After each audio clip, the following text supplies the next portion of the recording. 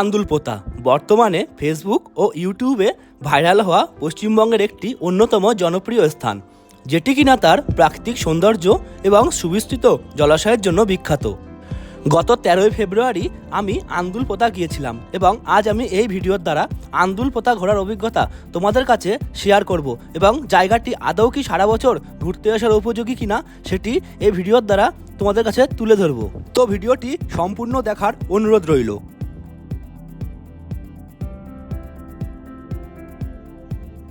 Good evening বন্ধুরা, কেমন আছো তোমরা সবাই?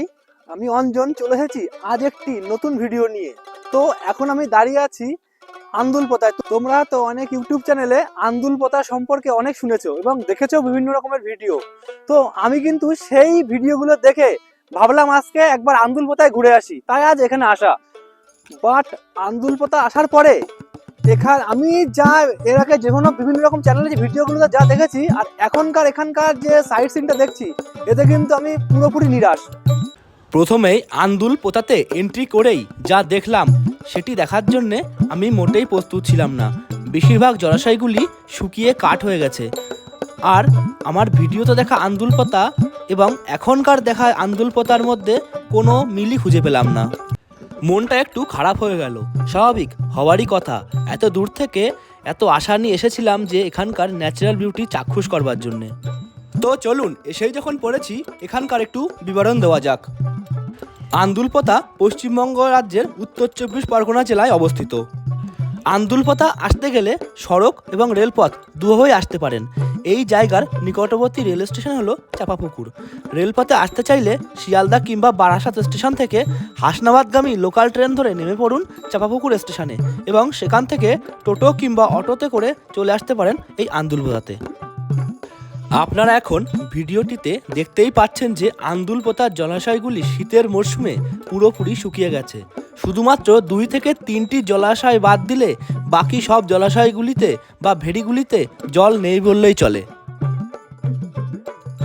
জলাশয়গুলি শুকিয়ে যাওয়ায় ভালো ভিউ না পাওয়াতে মেন রাস্তার পাশে বাইকটি দাঁড় করিয়ে যে ভেড়ি দুটিতে জল আছে সেই ভেড়ি দুটির মাঝ বরাবর যে সরু রাস্তা গেছে সেটি দিয়ে চললাম ভিডিও করার উদ্দেশ্যে।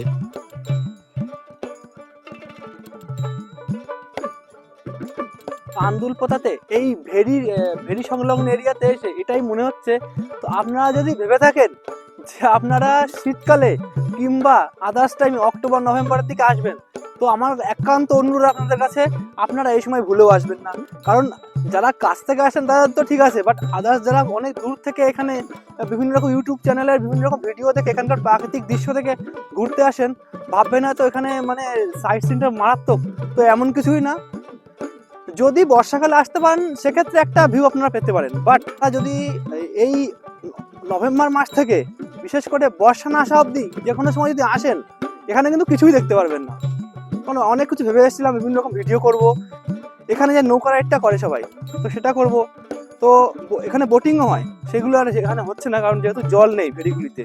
তো আপনাদের কাছে একান্ত অনুরোধ, আপনারা যদি আসেন তো অফকোর্স বর্ষার সময় আসুন। তাছাড়া কিন্তু এখানে বর্ষা ছাড়া এখানে দেখার এমন কিছুই নেই, কারণ এখানকার ভেড়ির জলগুলি টোটালি শুকিয়ে গেছে, একদম বেশিরভাগ ক্ষেত্রে জল নেই বললেই চলে এই ভেড়িগুলিতে।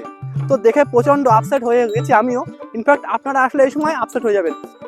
অনেকে হয়তো আমার এই ভিডিওটি দেখে আমাকে খারাপ ভাবছেন যে হয়তো আমি এই অঞ্চলটির বদনাম করছি। আমি একদমই বদনাম করছি না। অফকোর্স জায়গাটা খুবই সুন্দর, খুব নিরিবিলি পরিবেশ, দুদিকে ভেড়ি আর মাঝখান থেকে এঁকে বেঁকে সরু সাপের মতন রাস্তা গেছে। অফকোর্স আসুন, সেটা বর্ষার সময়, না শীতকাল না গরমকাল। বর্ষা আসলে আসুন, খুব সুন্দর একটা ভিউ পাবেন। যখন তখন আসবেন না, বর্ষা ছাড়া আমার মনে হয় না আসাই ভালো। আর যদি আমি কোনো রকম কিছু ভুল বলে থাকি তার জন্য ক্ষমা করবেন। আমার পিছনে যে 2-1টা ভেড়ি দেখতে পাচ্ছেন না, জল নেই না বললেই চলে, মানে চাষের জমির মতন অবস্থা আর কি, যেমন বলা যায় আর কি। তো যেহেতু এখানে মাছ চাষ করা হয় এই ভেড়িগুলিতে, তো এখন তো মাছ চাষ হচ্ছে না, জল নেই, তাই মাছ চাষও বন্ধ টোটাল। শুধুমাত্র বিভিন্ন ইউটিউব চ্যানেলে এইখানকার যে প্রাকৃতিক সৌন্দর্য সেগুলিকে দেখার পরে ভাববেন না এটা কিন্তু সমস্ত সিজনেই থাকে, কারণ ওটা শুধুমাত্র বর্ষার সিজনেই থাকে। আদার বর্ষার বাইরে যদি আপনারা আসেন, তো সেই ভিউটা কিন্তু কখনো পাবেন না, আমি লিখে দিতে পারি। কারণ আমি এসেছিলাম, যেহেতু শীতকাল এখনো ফেব্রুয়ারি মাস, ভালোই জাকিয়েছি, ঠান্ডা পড়েছে, বাট কিন্তু জল নেই কিন্তু, কারণ জল টোটালি শুকিয়ে গেছে, কারণ যেহেতু বর্ষা হয়নি। আর এখানে বর্ষা হলেই তবেই জলটা পায়, যেহেতু বর্ষা নেই তাই জলটা সেরকম একটা নেই এখানকার ভেড়িগুলিতে। তো বেশিরভাগ ভেড়িগুলি প্রায় বলতে পারেন খালি, তো আমার বাড়ি ফিরে যেতে হচ্ছে।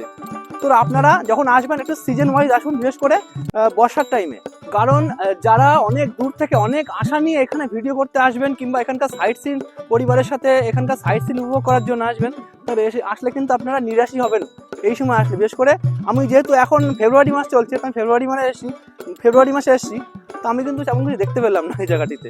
তো আপনারা অনেক দূর থেকে যারা আসছেন, একবার এই আমার এই ভিডিওটা দেখে একবার বিশ্বাস করুন, তবেই আসুন।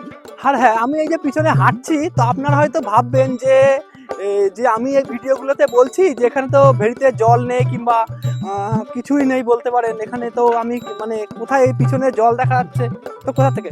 অ্যাকচুয়ালি আমি যে ভেড়ির ভিতরে মেন যে রাস্তাটা, যেটা আমরা যে কোনো ভিডিওতে দেখে থাকি, যে পাকা রাস্তা, পিচের রাস্তার দু সাইডে ভেড়ির পর ভেড়ি, এখানকার যে সাইড সিনগুলি, অ্যাকচুয়ালি ওই রাস্তার থেকে অনেকটা ভিতরে আমি এসেছি। ওই যে দূরে দেখা যাচ্ছে ওই হলো রাস্তা, আমার যে আঙুলের সোজাসুজি ওই দেখা যাচ্ছে, ওইদিকে হচ্ছে রাস্তা, মেন রাস্তা। বাকি যদি আমার পিছনের দিকে দেখেন, তো দেখতে পাচ্ছেন টোটালি কিন্তু ভেড়িগুলি শুকিয়েই গেছে, জল নেই বললেই চলে। দেখুন আমার পিছনে, আমার যে হাত এদিকে দেখতে পাচ্ছেন, আমার পিছনে দেখতে পাচ্ছেন জল কিন্তু টোটাল নেই বললে চলে। আমি জাস্ট একটা ভেড়িতে, এই যে ভেড়ি আমার পিছনে দাঁড়িয়েছে, মাত্র দুটো ভেড়িতে জল আছে।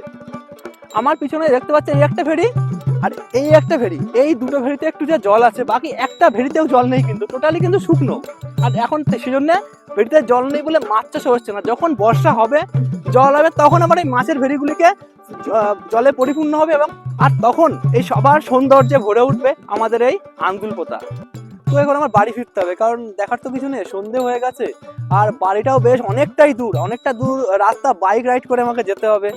তো ঠিক আছে, যদি ভালো লাগে ভিডিওটা একটি লাইক করে দেবেন, আর তার সাথে চ্যানেলটি সাবস্ক্রাইব করবেন, আর পারলে এই ভাইয়ের কথা একবার মেনে শুধুমাত্র বর্ষার সময় এখানে আসুন, আদারওয়াইজ আমার মনে হয় না আসাই ভালো। আর কোনো ভুল ত্রুটি হয়ে থাকলে ভিডিওতে আমাকে ক্ষমা করে দেবেন। তো দেখা হচ্ছে পরের ভিডিওতে। অনেক অনেক ভালো থাকবেন, সবাই সুস্থ থাকবেন, আর অনেক অনেক ধন্যবাদ এই ভিডিওটি দেখবার জন্য। নমস্কার।